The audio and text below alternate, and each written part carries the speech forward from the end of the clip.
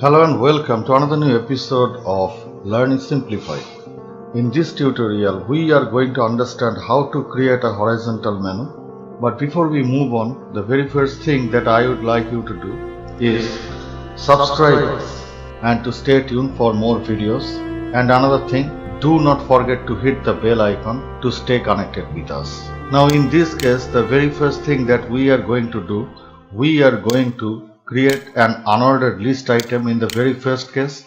In the second case, we are going to keep it inside a menu holder upon which we are going to do all our customization. And in the third case, we will customize the unordered menu and the list items, those have been created.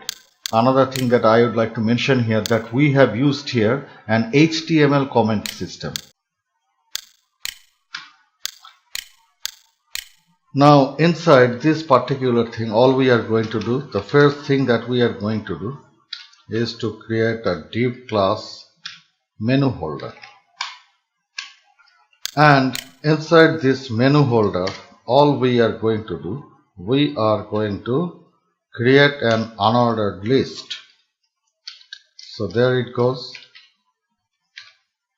This is the first list item that we have created. Now we are about to copy it and paste it below.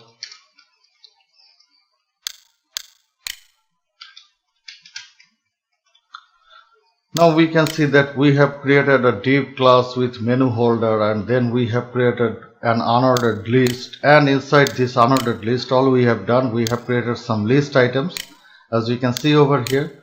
Now we will be reverting back to stylesheet.css. And the very first thing that we are about to create here is that the same exact menu holder class name that we have used here against this particular div, and we have created all those unordered list and list items inside this particular name.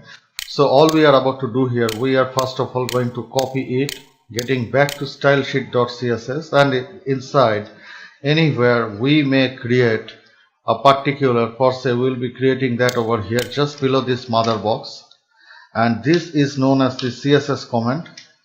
This is the important thing that you need to mention all those CSS, and you need to provide all those particular specs about when did you create this project, when did you create this particular part, and by whom it has been created, those specification, all those related information, those should be spaced, those should be provided over here in order to stay accounted with.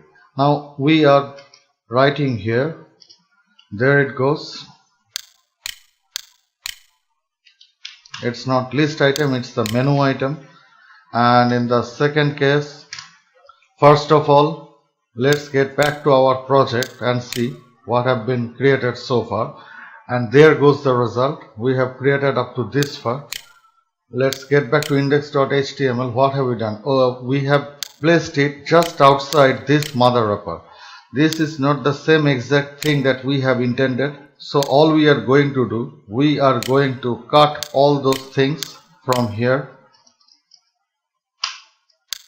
And inside this mother wrapper, in the very first case, we will now place this menu holder. Let's get back to our project and reload, and we can see that now our unordered list has been placed inside this particular mother wrapper that we have created. As we have mentioned before, that mother wrapper is a very important thing that will wrap every particular contents inside, and that is why everything that we are about to create inside this page, those should be placed inside this mother wrapper. And this is the outbound or the perimeter of your web contents that you are about to create. So we have placed all those things inside this mother wrapper, and we have created a particular class known as menu holder. So we are going to use it inside this stylesheet.css. This is the first thing that we have created, a menu holder. Now we are about to place here the width. This is the 980 pix width. Why 980 pix? Because we have used this particular padding of 10 pix into mother wrapper. That means from both the ends, from the extreme left and from the extreme right, it is about to provide a padding of 10 plus 10 equals to 20 pix. it is going to leave 20 peaks from both the ends of the same wrapper. So that is why we have to subtract it from the width that we are intended to create inside this particular mother wrapper. In the second case, we are providing a background for, say, we are now providing an yellow color. We have created up to this first, so let's get back to our project and reload, and we can see that it is in position. I think we have used another yellow background in the bottom lineup, so that is why it might seem like this. So instead of it, let's create any color. We are about to use this particular color as the background color of our menu holder. So all we are going to do, we are going to copy this. Let's get back to our project, and inside we are about to paste it. Reload, and here comes the result. So this is the width of this menu holder. On the another account, all we can do, we can put a margin bottom of, for say, 10 pixels.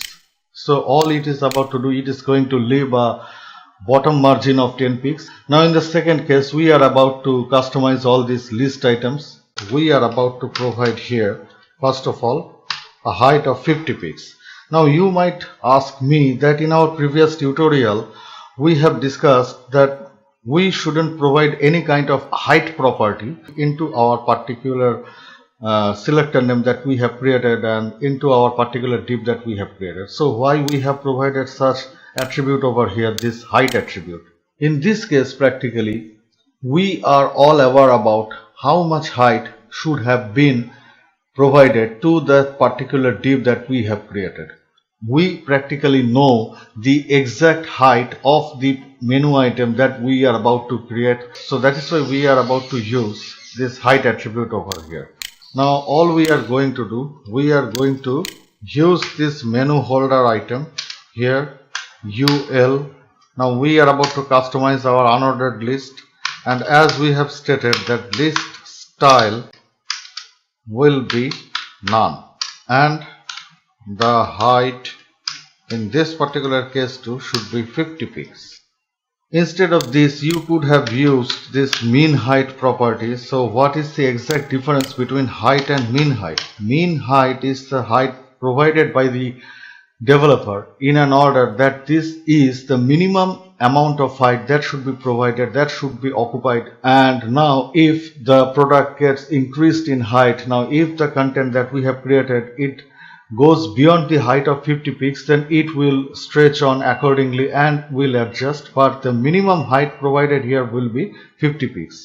That is the exact difference between this height and mean height property. Now we have provided up to this far, and in the second case we will also put a particular background color to this unordered list item. For say, we are putting this particular color here. This is the color, and we are going to paste it into this list item. Now get back to your project and reload, and you can see that these are the particular list items. Those have been created over here, so we have to customize them.